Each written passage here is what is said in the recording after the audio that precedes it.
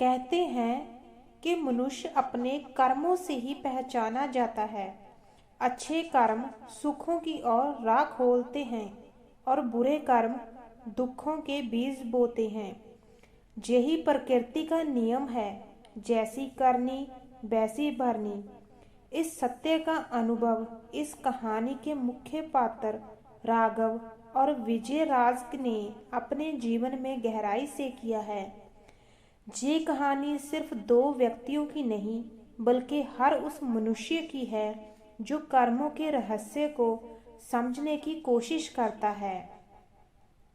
कहते हैं कि पिंडसर गांव में चारों ओर से छोटी पहाड़ियों और हरियालियों से घिरा हुआ था। बरसात के मौसम में जब बादल नीचे उतरते तो ऐसा लगता जैसे वह गांव वालों से मिलने आए हों। गांव की मिट्टी में नैसर्गिक मिठास सी और वहाँ के लोग आमतौर पर सरल और मेहनती माने जाते थे। पर हर गांव में कुछ लोग अच्छे और कुछ बुरे होते हैं, और पिंडसर भी इससे अलग नहीं था। गांव का सबसे अमीर और प्रभावशाली व्यक्ति था विजय राज। वह बड़ा साहूकार था, कई खेतों का मालिक और लोगों को ब्याज पर पैसे देता था, लेकिन स्वभाव से अत्यंत घमंडी, कठोर, लालची और निर्दयी था। उसने गांव वालों के घरों और जमीनों पर कब्जा करने के लिए तरह तरह के हथकंडे अपनाए हुए थे। दूसरी ओर पिंडसर में रहता था राघव, एक गरीब किसान। वह ईमानदार, सहनशील और बहुत मेहनती था। उसके पास थोड़ी सी जमीन थी जिससे वह किसी तरह से अपने परिवार का पेट पालता था। गांव में उसके बारे में कहा जाता था, राघव के मन में खोट नहीं, उसकी मेहनत में खोट नहीं। परंतु ईमानदार लोगों की राह सरल नहीं होती। राघव की जमीन पर उसकी मेहनत के बाद भी फसल अक्सर औसत ही होती। ऊपर से साहूकार विजय राज की कुटिल चालें उसके जीवन को और कठिन बना देती थी। एक साल ऐसा आया जब बारिश समय पर नहीं हुई। खेत सूख गए, अनाज की पैदावार आधी रह गई। किसान परेशान थे। राघव के सामने घर चलाने का संकट खड़ा हो गया। मजबूरी में उसे विजयराज के पास जाना पड़ा। वह बोला, सेठ जी, इस साल फसल खराब हो गई, थोड़े पैसों की जरूरत है, अगली फसल पर लौटाने की कोशिश करूंगा। विजयराज ने चालाकी से मुस्कुराते हुए कहा, अरे राघव, तुम तो मेरे अपने जैसे हो, क्यों चिंता करते हो? पैसे मिल जाएंगे, बस एक छोटा सा कागज साइन करना होगा। राघव ने कागज पढ़ना चाहा, पर विजयराज ने उसे जल्दी जल्दी समझाकर कह दिया, कुछ खास नहीं, बस गारंटी है, तुम मेहनती हो, मुझ पर भरोसा रखो। राघव ने हस्ताक्षर कर दिए। उसे क्या पता था कि इस कागज में उसकी जमीन का आधा हिस्सा विजयराज ने अपने नाम पर लिखवा लिया। समय बीतता गया, फसल कुछ ठीक आई, पर कर्ज चुकाने जितनी नहीं। विजयराज का मौका पाकर बोला, राघव, कागज में ये लिखा है कि अगर तुम फसल के बाद कर्ज नहीं दे पाए तो तुम्हारी आधी जमीन मेरी हो जाएगी। ये सुनकर राघव के पैरों तले जमीन खिसक गई। गांव के बुजुर्गों ने भी विजयराज से बेनती की, सेठ जी, ये अन्याय मत करें, राघव मेहनती आदमी है। पर विजयराज हंसते हुए बोला, कानून कागज से चलता है, दुख तकलीफ से नहीं। और उसने जमीन अपने नाम करवा ली। राघव अंदर से टूट गया, पर उसने ईमानदारी का दामन नहीं छोड़ा। उसने कहा, एक दिन ईश्वर न्याय करेगा। मैं गलत नहीं हूँ, इसीलिए डरता नहीं हूँ। दुनिया की अदालत में शायद आप जीत गए, लेकिन भगवान की अदालत में आपके कर्म नहीं बचेंगे। विजयराज हंसते हुए बोला, अरे राघव, ये संसार ताकत और धन से चलता है, भगवान से नहीं। समय नदी की तरह बहता गया। 3 वर्ष बीत चुके थे। राघव कड़ी मेहनत करता, दिहाड़ी लगाता, मंदिर में सेवा करता और अपने बच्चों को अच्छे संस्कार देता। दूसरी ओर विजयराज दिन प्रतिदिन और घमंडी होता चला गया। उसने कई और गरीब किसानों की जमीनों में कब्जा कर लिया। घर में धन की कोई कमी ना थी, पर शांति नहीं थी।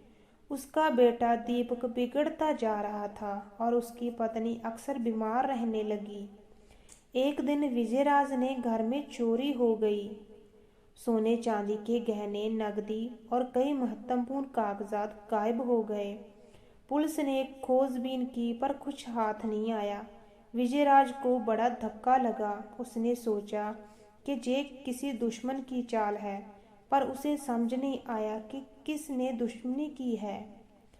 गांव के लोग कहते, साहूकार जी का कर्म लौट कर आया है। इतने लोगों की जमीन छीनोगे तो ईश्वर भी देख रहा है। लेकिन विजयराज इसे अंधविश्वास मानकर हंसी में उड़ा देता। राघव का बड़ा बेटा शौर्य पढ़ाई में होशियार था। उसने गांव के स्कूल में पढ़कर शहर में छात्रवृत्ति से कॉलेज में दाखिला लिया। उसका सपना था गरीबों के हित के लिए काम करना। वक्त आया जब शौर्य कानून पढ़कर वकील बन गया। वह छुट्टियों में गांव आता और लोगों की समस्याएं सुनता। उसे पता चला कि उसके पिता जैसी कई लोगों को विजयराज कागजों में धोखा देकर लूट रहा है। शौर्य ने कहा, पिताजी, ये अन्याय ऐसे ही नहीं चलेगा। अब हम कानून और सच दोनों के सहारे विजयराज का सामना करेंगे।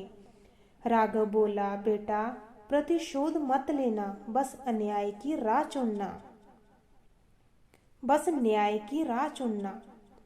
शौर्य ने गांव की कई पीड़ित किसानों के बयान और दस्तावेज एकत्र किए। उसने पाया कि 12 किसानों की जमीनें अवैध तरीके से विजयराज ने कब्जा की थी। कई कागजों में तो हस्ताक्षर भी फर्जी निकले। एक दिन शौर्य ने अदालत में मुकदमा दायर कर दिया। गांव में हलचल मच गई। विजयराज को विश्वास था कि उसका धन और प्रभाव उसे बचा लेगा, पर अब सामने था सत्य और सबूत और कानून। अदालत में कई सुनवाइयों के बाद विजयराज दोषी पाया गया। न्यायाधीश ने कहा, आपने गरीब व अनपढ़ किसानों का शोषण किया है। ये अपराध है। जमीनें वापस की जाएं और आपको दंड भी भुगतना होगा।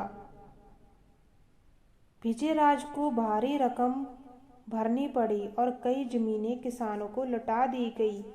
उसने पहली बार जीवन में अपनी हार देखी। कानूनी हार के बाद भी विजयराज का दुख खत्म नहीं हुआ। उसका बेटा दीपक गलत संगत में पड़कर अपराधों में फंस गया। पुलिस ने उसे ड्रग्स रखने के आरोप में गिरफ्तार कर लिया। पत्नी की बीमारी बढ़ती गई। घर में कलह बढ़ गई। विजयराज रोते हुए बोला, भगवान, मैंने ऐसा क्या किया जो मेरे साथ ये सब हो रहा है। तभी गांव के एक वृद्ध पंडित ने कहा, सेठ जी, आपने जो किया वही आपके सामने खड़ा है। दूसरों का धन और अधिकार छीन कर कभी सुख नहीं मिले। ये प्रकृति का नियम है, जैसी करनी वैसी भरनी। विजयराज के मन में पश्चाताप का तूफान सा उठ गया। उसे एहसास होने लगा कि धन से बड़ी मूल्यवान चीजें हैं सच्चाई, इंसानियत, दया और न्याय। कुछ महीनों बाद एक दिन विजयराज खुद राघव के घर पहुंचा। उसकी आंखों में आंसू थे। वह बोला, राघव, मैंने तुम्हारे साथ बहुत अन्याय किया। क्या तुम मुझे माफ करोगे? राघव ने शांत से कहा, सेठ जी, मनुष्य से गलती हो सकती है। आपका पश्चाताप ही आपकी मुक्ति है। मैं आपको दिल से क्षमा करता हूँ। विजयराज हैरान रह गया। मैंने तुम्हें इतना सताया और तुम इतनी सहजता से मुझे क्षमा कर रहे हो? राघव ने उत्तर दिया, दोष आपका नहीं, आपके भीतर के लालच का है, और क्षमा मेरा धर्म है। मैं किसी के बुरे कर्म का बोझ अपने दिल पर नहीं रखना चाहता। विजयराज भावुक होकर बोला, आज पहली बार समझ आया कि जो कर्म हम दूसरों के लिए करते हैं वही हमें लौटकर मिलता है। अदालत के फैसले और राघव की क्षमा के बाद गांव में एक नया वातावरण बन गया। लोग कहते, जो आदमी दूसरों को दुख देता था अब वही सेवा कर रहा है। विजयराज ने गरीब किसानों की मदद शुरू की, स्कूल और मंदिर की मरम्मत करवाई और गांव में पेड़ लगवाए। उसका उद्देश्य था अपने कर्मों को सुधारना। दूसरी ओर शौर्य गांव का आदर्श बन गया। वह हर साल कुछ दिनों के लिए गांव आकर गरीबों को मुफ्त कानूनी सलाह देता। राघव खेती में फिर से सफल होने लगा। उसका घर खुशियों से भर गया। समय बीतता गया और सबके जीवन में शांति आई। एक दिन विजयराज ने गांव की सभा में खड़े होकर कहा, मेरे भाइयों, मैं आज आप सभी से क्षमा मांगता हूँ। मैं धन के नशे में इतना डूब गया था कि इंसानियत भूल बैठा था। लेकिन जीवन ने मुझे सिखा दिया कि संसार का सबसे बड़ा सत्य कर्म है और सबसे बड़ी सीख जैसी करनी वैसी भरनी। गांव के लोग ताली बजाने लगे। राघव ने मुस्कुराते हुए कहा, कर्म कभी साथ नहीं छोड़ते। अच्छे कर्म दीपक की तरह जीवन में रोशनी फैलाते हैं और बुरे कर्म अंधेरा घेर लेते हैं। इसीलिए हमेशा सत्य कर्म चुनो। उस दिन पिंडसर गांव में एक गहरी सीख पाई। धन नहीं, मन सबसे बड़ा होता है। लालच नहीं, सत्य का साथ देना चाहिए। और सबसे बड़े विजेता वही होते हैं जिनके कर्म अच्छे होते हैं।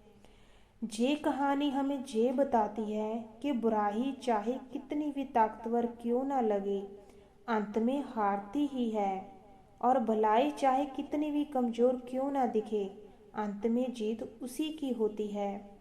मनुष्य अपने कर्मों से ही स्वर्ग या नरक बनाता है। इसीलिए प्रकृति का अटल नियम है, जैसी करनी वैसी भरनी।